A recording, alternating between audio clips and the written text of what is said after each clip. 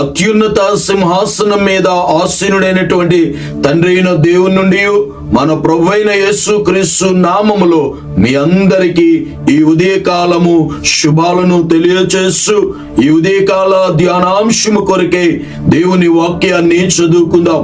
పరిశుద్ధ గ్రంథములో నుండి ఆమోసు గ్రంథము 5వ అధ్యాయము 8వ వచనాన్ని చదువుకుందాం.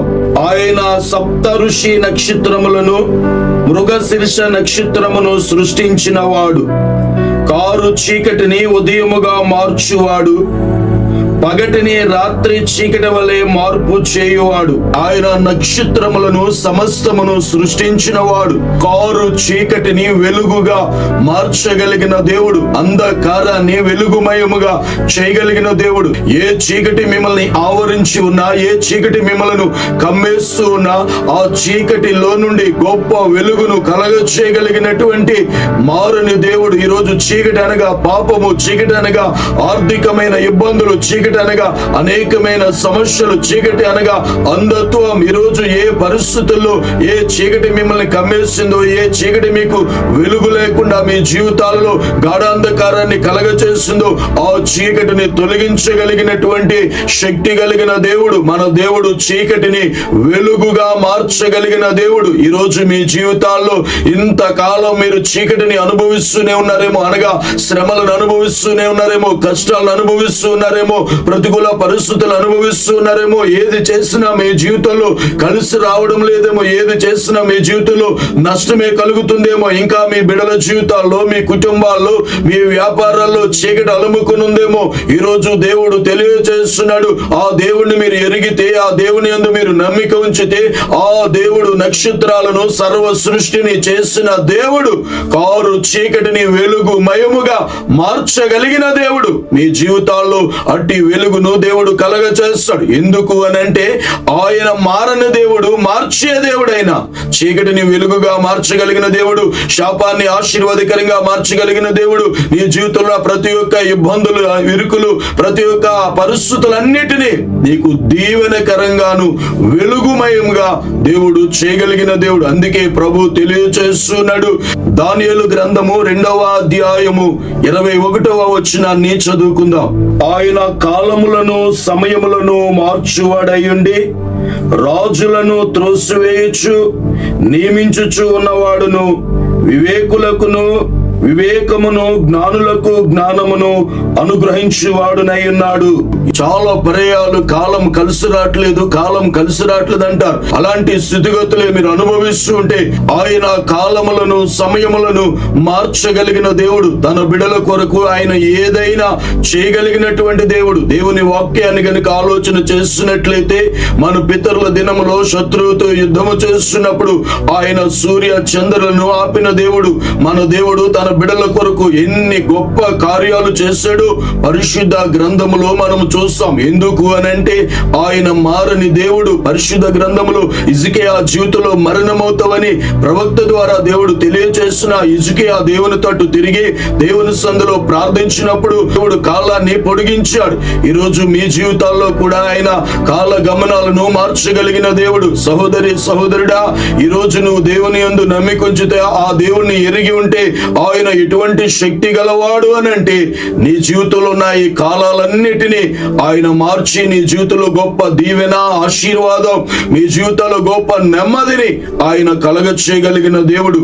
107వ సంకీర్తన 35వ చరణాన్ని చదువుదాం.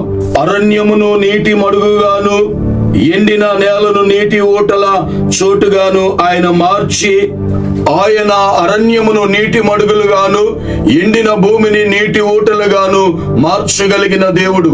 ఎలాంటి పరిస్థితుల్లో మనం ఉన్నా, అరణ్యపు రోదనే మన జీవితంలో ఉన్న, అరణ్యము లాంటి పరిస్థితులనే మనం ఎదుర్కొంటూ ఉన్న పరిస్థితులన్నిటినీ మార్చి అరణ్యమును ఉల్లసింపచేసి అరణ్యమును వనముగా మార్చగలిగిన దేవుడు. అరణ్యములో ఆయన నీటి మడుగులను పుట్టించగలిగినటువంటి గొప్ప దేవుడు. ఎలాంటి పరిస్థితులు మీ జీవితంలో కనబడుతూ ఉన్నా, ఒకవేళ ఎండమావులే మీ జీవితంలో కనబడుతూ ఉన్నా, ఒకవేళ మీ జీవితంలో అరణ్య పరిస్థితుల్ని మీరు అనుభవిస్తూ ఉన్నా, మీరు నన్ను ఎరిగితే, మీరు నా యందు విశ్వాసం ఉంచితే, నేను మారని మార్పు లేని దేవుడును, సమస్తమును ఆయన మార్చగలిగిన దేవుడు. సహోదరి సహోదరుడా, ఇంతే నా పరిస్థితులు, ఇంతే మా జీవితం, ఇంతే అని ఒకవేళ చింతిస్తున్నారా, దుఃఖపడుతున్నారా, గొర్రె తోక బెత్తుడు అన్నట్లుగా మా బ్రతుకింతే అని వేదన చెందుతూ ఉంటే, నీ కొరకు శాసనాలనైనా మార్చగలడు, నీ కొరకు రాజులనైనా మార్చగలడు, నీ కొరకు ప్రభుత్వాలనైనా మార్చగలిగిన దేవుడు. తన బిడల కొరకు ఆయన ఏదైనా మార్చగలిగిన శక్తి కలిగిన దేవుడు. దేవుని లేఖనం ఈ రీతిగా తెలియజేస్తుంది. యోబు గ్రంథము 23వ అధ్యాయము 13వ వచనాన్ని చదువుకుందాం. అయితే ఆయన ఏక మనస్సు గలవాడు, ఆయనను మార్చగలవాడెవడు? ఆయన మారుని మార్పు లేని దేవుడు. నీ పరిస్థితులైనను, నీ స్థితిగతులైనను, నీ కుటుంబానైనను, మీ బిడ్డలనైనను, మీ యజమానైనను, మీ ఆర్థిక పరిస్థితులైనను ఏదైనా ఆయన మార్చగలిగినటువంటి మారని మార్పు లేని దేవుడు. అందుకే యోబు అన్నాడు, ఆయనను మార్చగలవాడెవడు? ఆయన్ని ఎవరు మార్చలేడు. ఆయనే మనల్ని మార్చగలిగిన దేవుడు. ఆయనే మన పరిస్థితులను మార్చగలిగిన దేవుడు. మారని మధురముగా మార్చిన దేవుడు, నీటిని ద్రాక్షారసముగా మార్చిన వాడు, ఓసకాళ్ళు చేతులు గల వారిని ఆరోగ్యవంతులుగా మార్చిన వాడు, గుడ్డి వారిని చూపు కలిగిన వారిగా మార్చిన వాడు, అంధత్వంలో ఉన్న వారికి వెలుగును కలగచేస్తున్న వాడు. ఈ రోజు నువ్వు ఏ పరిస్థితుల్లో ఉన్నా ఈ దేవుణ్ణి మీరు ఎరిగితే, ఈ రోజు దైవజనుడిగా ఈ మాటలు నేను తెలియజేస్తుండగా, ఈ మాటలు వినుచుండగా ప్రభు యందు మీరు విశ్వాసం ఉంచితే, దేవుడు మీ పరిస్థితులన్నీ మార్చి మీ జీవితాల్లో ఆయన ఉన్నతమైన కార్యాలను జరిగిస్తారు. అలాంటి ఉన్నతమైన కార్యాలు ప్రభు మనందరి జీవితంలో జరిగించునుగాక.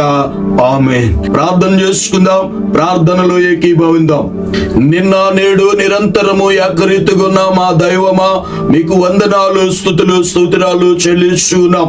మా జీవితాల్లో స్థిరమైన హృదయమును, స్థిరమైన మనస్సును మాకు కలగచేసి, మేము చంచలత్వం లేకున్నట్లు స్థిరముగా మీ యందు నిలబడగలిగినట్లు మా జీవితాల్లో ఉన్న ప్రతి పరిస్థితిని మీరు మార్చమని ప్రార్థన చేస్తున్నాను.